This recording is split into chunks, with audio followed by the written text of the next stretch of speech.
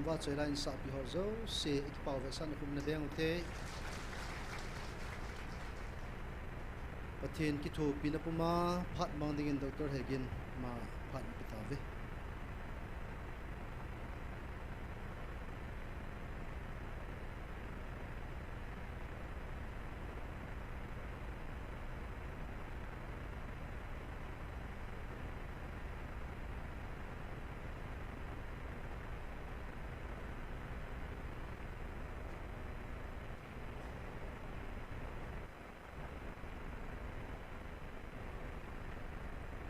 Sana na po hindi mo kayo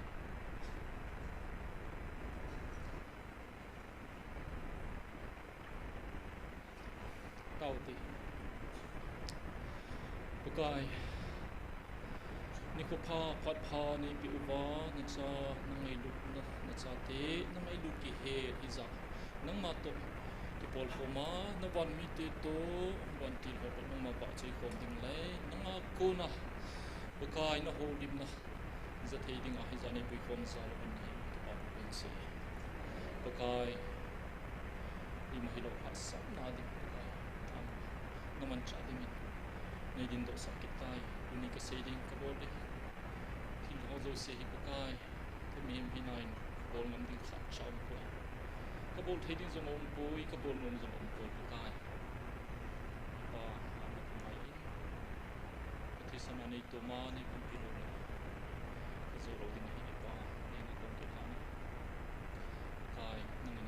nangai dut nam hi pakai nangai dut je ki hello tam zo ka hin lai win ka le the se ngo ve pa tunin he pa he thim lo hon jong he thim na hin ne hen lang pakai nang ma ne ko nau na kai ngai dut ko na ka nam pum pin ka za nau hong hi hen tuni ko ka pat man ding wa hi pakai chilaya hong zo si zo thei na bo a online na vi ho jong thei na bo a hon ngai pe zo si zo long kot na hon pi a pakai nangin na dei lung ge he pa na lung lam pi he a pakai ma ban kal ka son thei na tha bya ki ko pa tha thei na ding ben pa ka phar hi pa thei ni bo pi un tia in za na chu je shu na mi na kong ki ha na ka tau he amen to tau te ni madang ka sei masangin la khat ngai hi tiuvin ukai lungset tain la chu inem sa pi lechin tin pakai min ka hin te me mo je pakai ukai la sa de hi iti ku mana khum hitam to an la sa ding hi 2006 7 4 4 na heu nen sa ding hi rim MBBS ka zilaya kanangai jing kalung thim tong khajing ka ngai si le kalung thim kap jing la kha na hi pakai mina ka tip na isan pi a i bo no vai ngai diu ba tha dei sa pi diu na lungil ta ngai vin lung se ta in amit sing thei then sing ovin lang la hi pi ki sei na ham ngai diu he chi zo phale track khat ha di ka ti jong su na in ha pai ki diu ka in sei zo teng le oh verse khat bok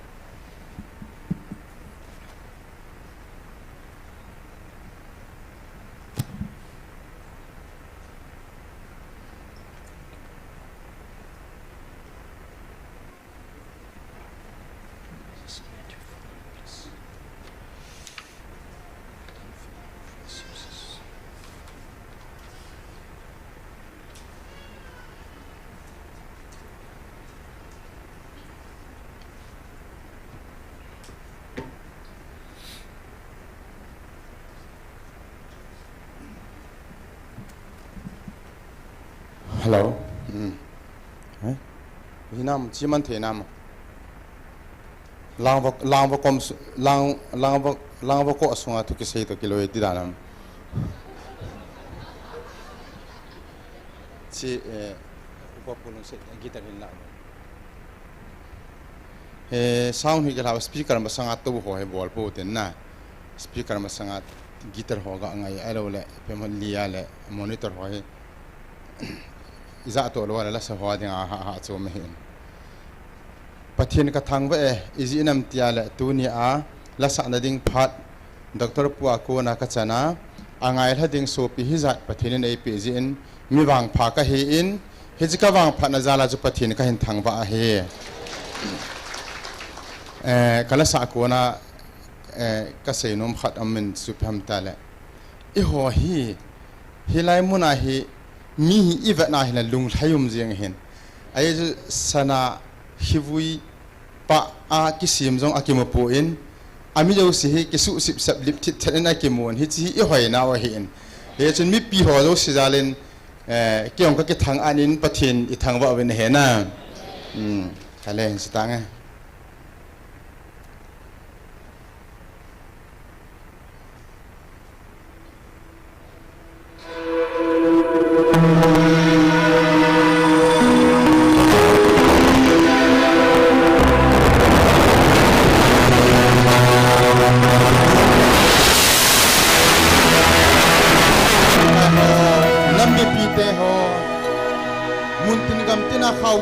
sila inam lam kai ho pathin he na ding ti ai taw lai so an gel do kin ute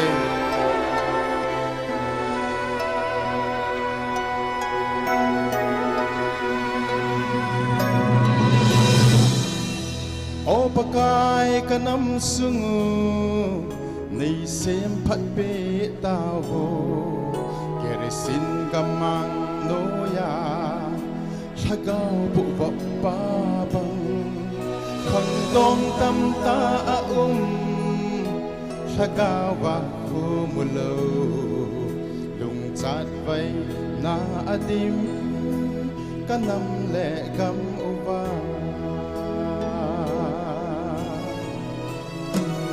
Kumpin hadin innaw Taga may thai apung Asu na zan lo Nam khang lai long pi hon mit phi long kum min ilong tam sao khongun mitin lung lai anan alo na ze lo o anai kado so po ve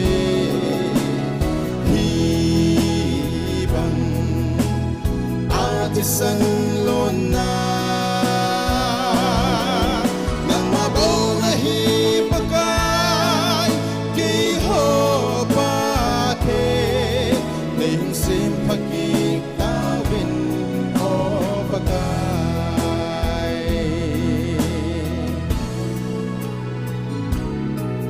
o pagay katumuva tilhung hungzi hoi Satan thangko kalzo na abantay ko Elizabeth nang hung kitsoy santo kalam kai ho sing song alung dong kam tawe o anay kato so pobe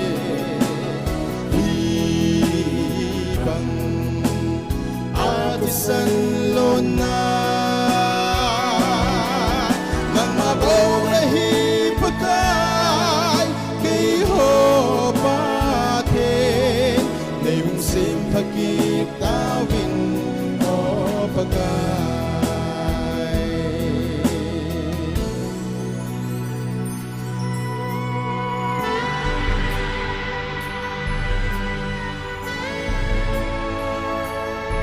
Nampi te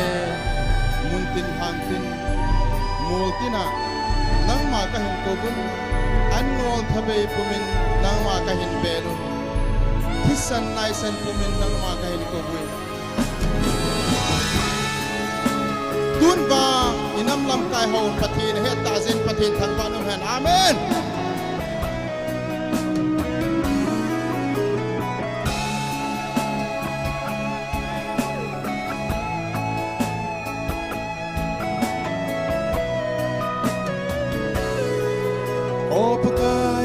Namiten hau putin moltina nang makahin kovri an ho thabei pumin san nai san pumin nang ma kahin belui lampin kangai ube phat the na hin bung tha o anai kado zo po ve hi bang san lon na nang mabaw na hipakai kay ho pa the nay hung sim pagkita win o pakai o anay kado zo po be hi bang san lon na nang mabaw na hipakai nampi pate may hung sim pagkita win o pakai may hung sim pagkita win o pakai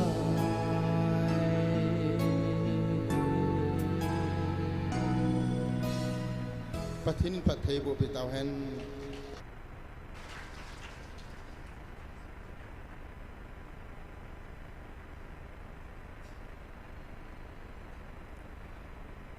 Joseph Kaisarin pathin thang ba ove ibang talented kasatin ta zatang honjom o angai nom ta akilet sa pita nam pasal nam pingai du pathin ging Nampi Adia ki pesok sing nei zalun pathin mini thang ba ove pathinin amarin sumi pathi bol sing hen chila hi 2004 a neki release ahi 1993 again the now it is sanlon na ho po nat na le hagaw gilo sungola 1997 a it is sanlon na ho po nat na zala la ki semahi achai na hi tale de om the zeng hi sila chu hi chi khanga chu ki chai hi tale de om the zengin hi chi tu chan ge ya man theila a hin la in da om the zeng so pite ho 2023 in gan cha delin na ki de be anga na om nai pui tun nagalena kuna isopi ho in 2007-8 la ya ana how rim sa kom lai ma ka ngai kalung tong khama ma khat nen tha ki ding ka hin temi please PS system mic operator hen thaw bole verse khat to chorus khat on phati na ngai win chi nagalena imi sa teun mi ho to zadang to cheng kho ma hi je uwa mi ho nop sa da na mu wa chi la sem wa e ho jong ki chang thei le ti long ge la chu pathin hinga pathin ko naw la nami de sing bulong se ta na ngai ki len sai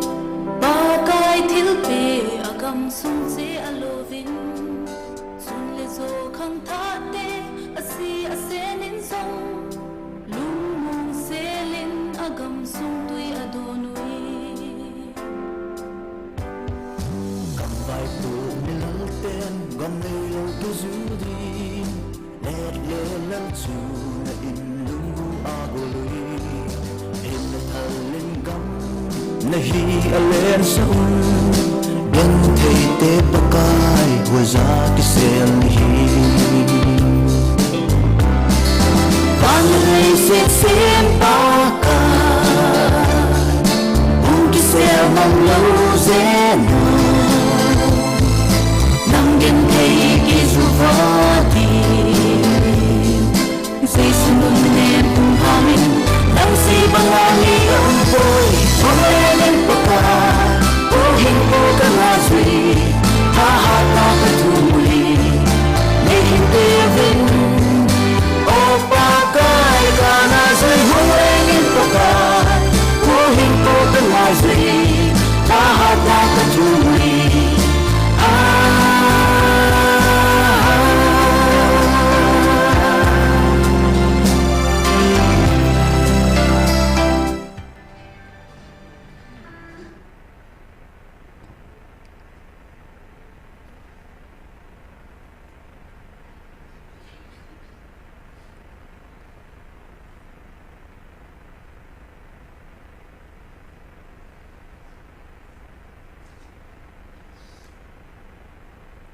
tu khanga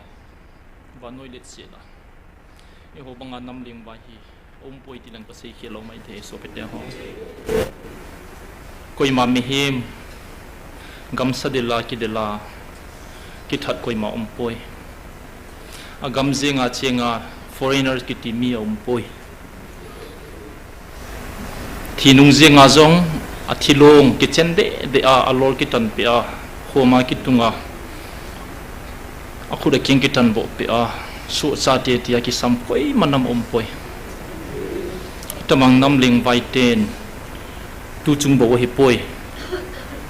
kum som ni masanga parai gen thei wa pathini na ko hi i phatenu hingjinga hi zein haum thim point so pite ho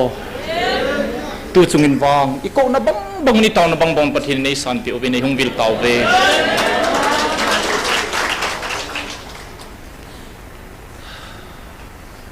hi zi atu ni khwa ke jong na angwa kadin theya nang ho zo se jong silaya na hung theu hi pathin hing di tai kheu kha u i wang phatnaw den pen hi tu ni khoin Philistine Palestinians hon apatino ko wangun pathin hingdi ta hi lo zin again the now chal jing in a huding om povin again the ve ho wang hi pathino ni hung bilovin I tabangin ki mo sa in inom novin se jong le henei da ha povi pathin mine thang ba ove so pite ho til khat la audio khat ka hi ing ngai de hi e pau a hi in vel se ngai po in toy la ngai chu ki che sil zengi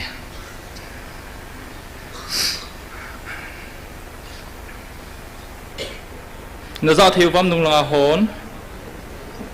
na za theu vam mo hi chin ngai ki tu te so pite ho chin kholam wai pasal khat om zele le ma gyan zele waya khom lu suga lo chi khom u chi na om thei dia ya chi khom mel ma en khalam gama thum ki changa khalam thil paidan ki bola pen ma mel ma tang thei lo dinga I hen changa ama pen huai muna ki puan thei na dia oma tau pan ki puan sake ve hallelujah tau pan amen wai sia tin tau pana van zat dinga zanga endewa oh yang ke puanga tang khailawa hi chile ne te hallelujah ki kauzia zia huai chaule glucose di abe thailon pian nai tai loi hello wai sia ka eloi dem zoma alai chi wow ile le wai te hi lo di khalam gam namu keile nadem le khalam do na hi khadi la wai wa yai hun bi kal ne sunga dinga to pana ivan zat khat dinga hon pia ke me khalam gama kal to na ding khalam gama pi chin na ding an gum na ding elo na he ruwam na za uwa kangai khai masangin jong ti se na khoin dum vo so pite ho atam zoi ni nga yu vi ipi sayam chilaya hi thagau a taw mi ka hi zin thagau thil ho ka hi e pathen mukha ki poi so pite ho van gam ka chiang ki le kha jong yum po ve jong le ta san zala chi chui ki lo wa shar mani bol he zon bung kha chang som le get na pathen koi ma na mo khapoi far zon bung li chang som le ni na jong pathen koi ma na mo khapoi so pite ho zon bung li chang som ni le li na pathen chu thagau hin a ho hon thagau le thu ta a ho ding a hi tua pathen thagau mi nu rami hauzel thu se he toy nga yu chu zun tarik som le sagya pat som ni le ni revival came mun khara man na se hi so pite ho aman thagau atau mi ka hi zen thagau mi ka hi je chun thagau thilum dan ho ka he thimin chila yaum hi pathena ko na hi ti kamu chene ti hi e pathen lo pi han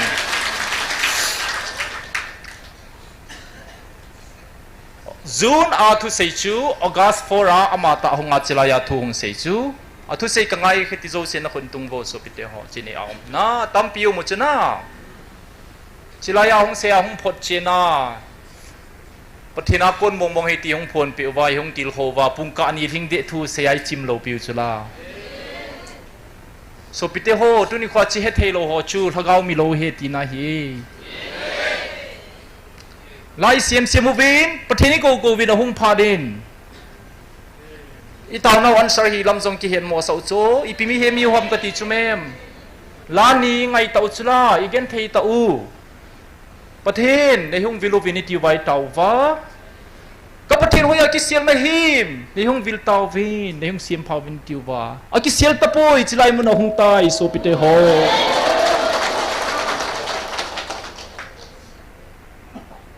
ko ni su ngolo ham so pite ho tu ni koin kanim mi te ngol ta po te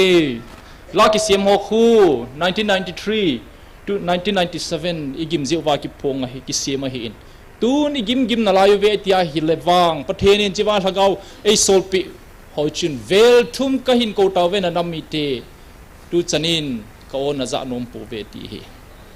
vel za ve ki ko sa wa tu ni kho chu i chon ngai ya chon dingai ki til na layu ham i ki ga na layu ham ka ti cho chi ho chu a hi bang bangayum sa diu ham i phal na lai diu ham ki wang kanum tapoi August furniture nu remi housel in chilai hong sei sian tan pathina kot bongbong a hi i ma chalungop kaina loading a hi da na hong sei tai Chukal Valin arimai naga kitipa hagau mitaw dampi pa Robot pathina mi man pa ni wa para kana he da hi mi pha hi tauzong kana dau pi ti chu pa chu pathinin chilai na ga chiding na ga phot chending pathina kon mong ite ga sei chen tian tia hin solid aman kong nat na nei spine nat na nei ja minute som wa jong ding zo lo pa chu ki tu a chi wa thu sia chi pathina kon mong hi robot ki ti pa jong chu chapang pha hi atia chipong lo dinga pathinin sole tia October 26 2024 ning kumma sa heta hi na ning kum kati sorry 2024 lai pia pathina sei chen dinga jong hing sol pe toch chilaya hungvil thagau hin na ke hing jing ha chungnu na pathinu alpha le omega kati hi zakhat veiwala sei heta chu so pite ho dunia chalo hi di momong hinam ki gel phau hite kanam mite ho nuremi ni pi seyam hichiwa GMFDI mura thilung hi gal sunga iman sa ding ba pathine pe he ti chmem tuni khoin gelovin lekha thime ka chinga them he ti hole tuni khoi chlai dia ki sagun zet hon na ki do riu khat au me GMFDI ki ti hi kum som masanglang pe anaki sema a bol di anaki bol wa ngai lun na nei ta amina mi hema simlo hona boy piu wa hi chun pathian lunga to kha e ho society nga dinga mun nem pen ke mata injong vil kham kana sa lo ti mai ngati chu ti ta ka gela hi pon hi jong le building la ka li sa zaw lo kha chu na hi in pathina ding in wang mun lin pen ania hi e so pite ho hiji pathen hi theologian na ki tiwin theo iti ai la pathen ti na hi logi ti la the study of God pathen ta chu sim ta ni le he seng ho hi lo chu subject la ha pen chu theology hi chu aje chu asina mu mai jong khu billions asim hi chu hi chi sim pa chu nang iti na zila na he do zo momong ding ham chilaya na koma pa cha phungjong khu na dam sunga na het seng lo di chula asiam pa chu itin het zo di ham hichi pa chu na le sira jong chu herod jong na na chu pilot jonguma ho good Pharisees Sadducees ho achinga thiem jong ha sa jong tampi na mu chu mem hotel nei ho jong na mu vi hi jong le apen na tinga chu ganan kong chu a hin len chula iti ki het thei di ham pathen hi kidang hi chumem hi bangalian chu ganan ko ngong ping jing chu na tong thailo to ki bang hi chumem ipi sei na ham ale tu ni khwa GMFDI mun al hagaw hi pathenin ha chunung na pathenu ka he itia hi le theologian di ta hiu wa hi la hi thei ma mai tai pom thei sumem achi dan ke bang hi sumem e ho lunggel gela hung dinga Pharisee Sadducee so jana gel ji owa chu alunggel to na ke bang mo be si a pom thei lo hi sumem ai wanga hi chu hi jing adi chu di hi jing he ita bang pathin nei jeun pathin mini thang pau de hi chi pathin chun tu ni khwa hi nang hom nam mi te hi ka nam dei len na hiu ve thagawa Israel na hiu ve atia le hi jing ni so pite ho chi chu mi wang pha nam wang pha hi naw he hi je hin hi chilai de gun shet hon hin de oven chom kha jo phale mi tan te don se po te nei ti ovin hi di ham ka ti la ha che in a ha che wangin nang wan lung na khel de po ve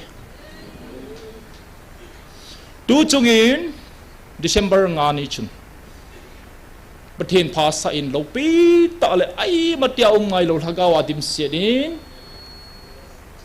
e hu hing piu Jesus Christa pen ni khod di ta chu ani khod chele phat se vanoi pumpi thu sima khalo e ho nam mi te ni na mangove nu re mi hauzel chilai mun hi naman sa ding wa pathen ni piu he ti chu galum ziaw ma he ka sei nom hi so pite ho GMFDI chun ato to ki to hen thil dang boi pi da hen na tiu chu na sei hi lo hi amona ki ko thu hi lo hi pathenal hen ja thilhung hin ipizial hen ai tial hen ham galum ding kuna galum ding hong sei sa gal boarding ho thil haleng te chu mel mate pathen ho chu kan choma na tong theilo ain ha ki siu vin ni thum sungan ngolin taw vin gal hi ki pachon theina lai he ti wangi ni don se povin asei bang galom tai silaya vilna hi gal zia au ma hi in galum di zia umahin zia umahin zing na lai zia be nai lo hi chicho hi le azi ne yaum he mo lo hi man cha ding hi e ko ham tu ni ai building o e ho chung thu setting ko yumam MP khat jong nei lo chume MP nei lo chun voice nei lo hi jeng hi chula India ki pu dung zu ya ei lung se du mam khat chaung po lung siat mala lami nei muda che usang che tu ma sanga jong mel se ta ai so pi pau khat asama hong ki that na le I het so ke yu jan hi chana chu khola I bola pi moti ba ki that ham tia hi le alu ki tat chip de chuna female se ta hi chu se pai hi chu in lang hong ki le na ko na bola pi ham tian ki hol jing na la ye ki hol zom di hi bo chu result di hi lo pi chu chui din mun hi chu mem so pite ho zia hi galum zia pathin lagaw vil na pa hi pathin in man cha ding ai pi chu ipam pai go do lei pi so momong diu ham izwa uze fakai la sa chu kumrung thalung ai sa jeng duty na hi I boi be duty na hi so pite ho kingol sa thei hi po ve kanam mi te ho tu ni kho in 5 December hong tan phazei sauvin mi bol ngai lo bol taw ve chho hi kal thayu ve angol ngam hi taw ve thagaw ngona sungoluwa Christmas ni kho jong chu mi ho akimang jing pa chu don se to lovin amo chamin det nga chu ki bol taw ve ti chan sa hin lawa ke la ka ki tai lo da hi chi hi tai pathinin van noi nei het na diu hi chi hi mem van noi na hin khol na ding hi point khat pathinin man cha khari pe beu ve tia chu ki pa ta ko ma he kalung thom hau thoi chu je chu nga det nga mang taw den ti ni wa chu pathin lunglam hi dinam ka ti la det li cheta pathin hunga ki god na zo se hong sei cheta tu chan ge ya ka pen ni khon he ta san op sa na lung ge la na manu hin kalungal hai poi zinga na ki man cha na diu jong chu ka he e hi zong le no ta san op sa na ding zo hi lo wa ka pen na ni kho di ta che chu na lung sunga ki pa na ko na naman god jewin ka phat sai ati he hize chun thugu khat na sei be pi winge ani kho chu det ngania na sei ta chu December 5 2024 nia 25 nia chu det lia chu thugu khat ei sei be pi wa ani kho a sei kalwal a phat che jong ei sei pi wa chi chu pung thuma hi e kawan mi te ka hin soling naman khom diu he tiu ve inga oven chikal vala thupi dangum tapoi Christmas la ala anom pen so na hitai